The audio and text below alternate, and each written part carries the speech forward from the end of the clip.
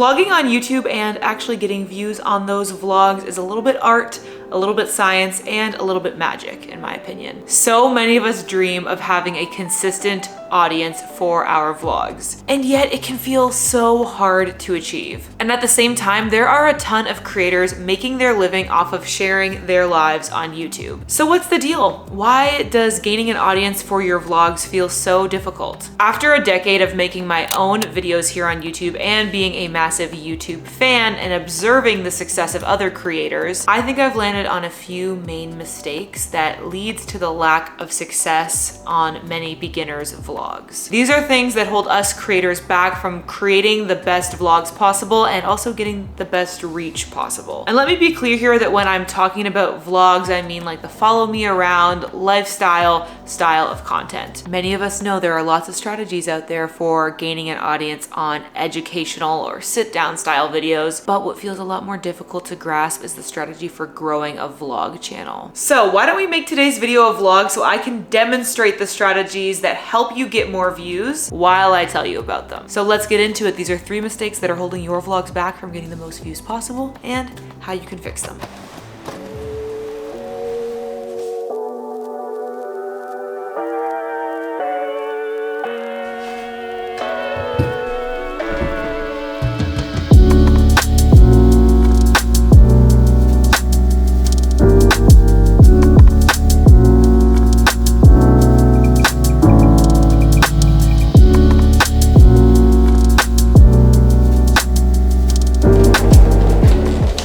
Today I'm going on a very exciting trip that definitely would not have been possible without my YouTube channel. So let's go.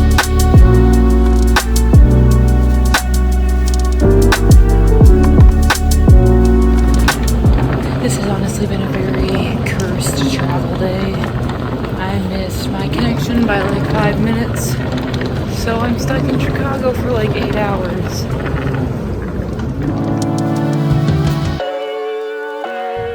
Trust me when I say I have never been happier to be in bed. I've been traveling since 7 a.m. Eastern. It's now 2 a.m. Eastern.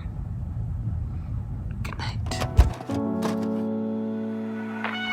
It has been a chaotic last 24 hours, but I am so pumped to be here. I am in Utah for the Sony Kando trip. This is my second trip with Sony and it just still feels so special. Sony is not sponsoring this video, by the way, but they did bring me here and I really appreciate that. When it comes to reasons why your vlogs don't get the views that you want them to, one of the primary things that beginners struggle with is not being yourself on camera. Basically, if you feel awkward on camera, the viewer is gonna feel awkward watching you. Even though this is my second time at an event like this, I still very much feel like a newbie. It's nice to recognize a few friendly faces, but I do feel like, oh, am I meant to be here? Like, I'm not a serious photographer, I'm not a serious filmmaker, but your girl is here. And it's actually that similar feeling of social awkwardness that really ties into one of the key reasons why your vlogs might not be getting views. Even as you start to get more confident on camera, I think a lot of us do this thing where we kind of go into like presenter mode. We almost create this like YouTube persona for ourselves where you're like, okay, now I'm on camera, so now I talk like this and I'm, you know, in presenter mode. And that can end up feeling very inauthentic and just kind of like stilted and stuff. And I think that's something that even like I'm still trying to like work against, especially after so many years of making videos. I've kind of gotten into a routine of like how I do it and how I talk and all that stuff. And you don't want to just become a YouTube robot. You want to try to keep it fresh and keep it feeling very much like a FaceTime call with a good friend. And that I think kind of brings me to the biggest method that you can use to try to counter this struggle is really try to picture a good friend on the other side of the camera. Try to think of somebody that you are specifically speaking to, that you really care about and that you know would be really invested in what you're speaking about. And try to think about them when you're talking to the camera, rather than thinking about speaking to this whole broad audience that feels really indeterminate. So while it takes a ton of practice, it is so worth it. Your on-camera presence is a huge part of why someone would choose to watch you or choose not to.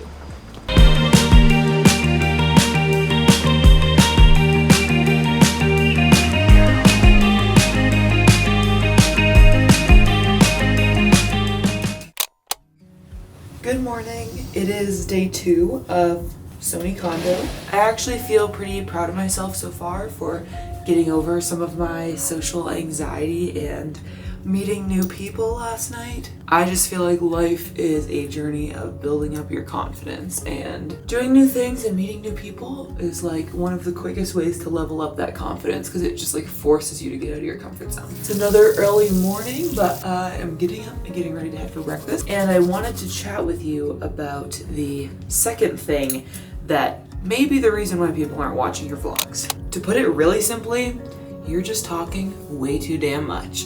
Now I know that might be a confusing point, because obviously to vlog you need to speak to the camera, but some creators get carried away with just chatting to the camera and they forget that what they're doing is a visual medium, not just an audio one. And this can get a bit boring to YouTube viewers. So you need to show people what you're doing, not just tell them about it. For example, it's very common for travel YouTubers when they are first just getting started to just pick up the camera and say to it, "I'm so excited, I'm going on a trip to Utah to go to Sony Kando. It's a conference for creators, for photographers. It's gonna be a really great time in the mountains, meeting other creative people, and I'm so excited for it." Instead, it's much more effective if you can put together a sequence like this. "I'm so excited, I'm going on a trip to Utah to go to Sony Kando. It's a conference for creators, for photographers. It's gonna be a really great time in the mountains, meeting other creative people, and I'm so excited for it." You're explaining the story and you're showing it. That's the most basic way of doing this. As you get more advanced, you can actually just simply tell the story through visuals. You don't even need to do the voiceover part.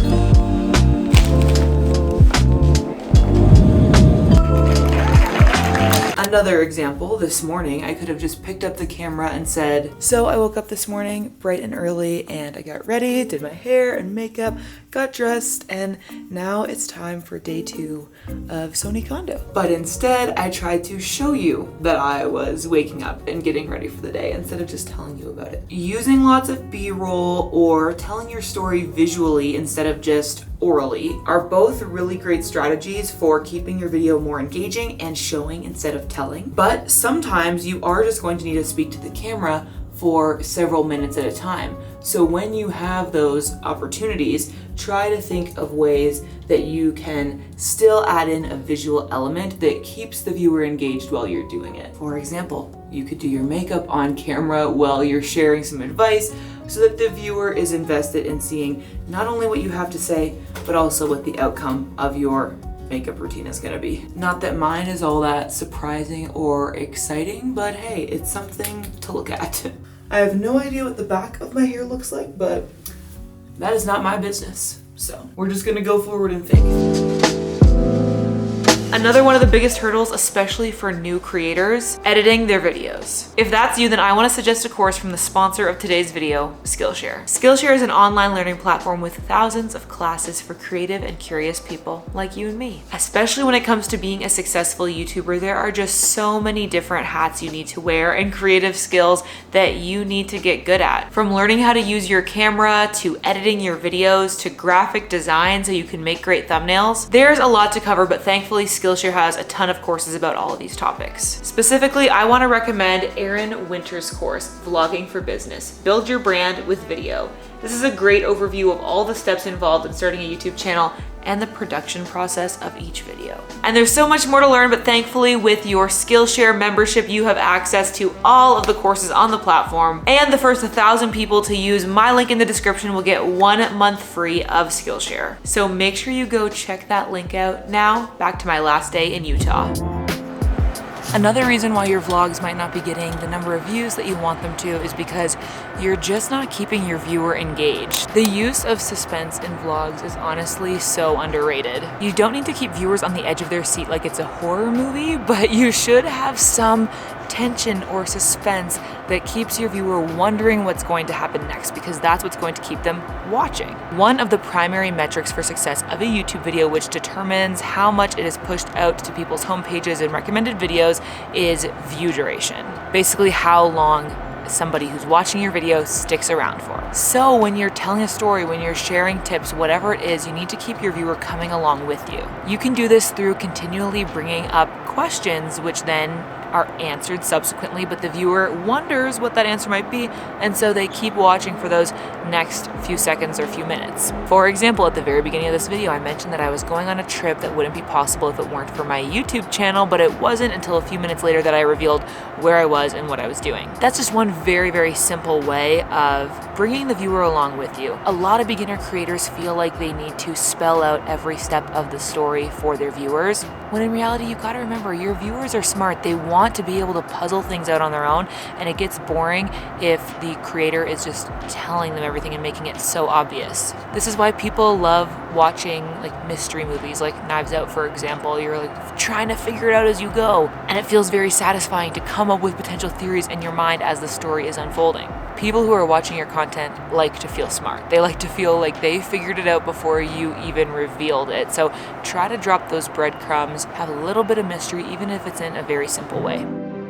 When it comes to creating an engaging vlog that is actually going to keep your viewers' attention to the end and make them want to watch every single one of your videos, the best thing you can do is ask yourself honestly, would I watch this? If it wasn't me that I was watching in this vlog, would I honestly find it entertaining? It can be really hard to separate yourself from your content in this way, but it's so essential for figuring out just how entertaining or valuable or interesting your videos are gonna be to a wider audience. The key to creating something that others truly want to watch is putting yourself in their position and watching your video from a third-party perspective to determine whether or not someone would click away. Now, success on YouTube is not just about creating vlogs that people want to watch, so that is a big part of it. Another massive part is persistence, and that's something that I talk about a lot in this video about why 90% of YouTube channels fail. So if you wanna find out how you can stay in the YouTube game for the long run and actually turn this into a career, you're gonna wanna watch that video next.